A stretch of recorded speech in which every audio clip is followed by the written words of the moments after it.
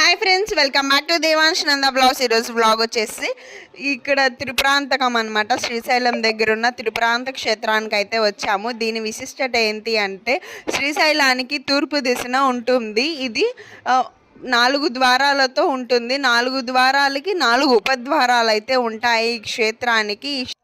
ఈ క్షేత్రానికి సందగిరి అని పేరు కూడా ఉంది. పురాణాలు తెలియజేస్తున్నాయి. త్రిపుర సుందరీదేవి ఇక్కడ సంహరించిన తర్వాత ఇక్కడ కుమారస్వామిగా అయితే స్వామివారు వెలిశారు. త్రిపురాంతక క్షేత్రానికి పార్వతీదేవి, త్రిపురాంబిక, స్కందమాత సహాయపడినట్లు అనంత గంధం వనం మధ్యలో బాల త్రిపుర సుందరీదేవిగా అని పురాణాలు చెప్పబడుతున్నాయి. కుమారస్వామివారు తరకాసుని సంహరించిన తరువాత కుమారగిరి కుమారి జలం అని నామకరణం వచ్చింది.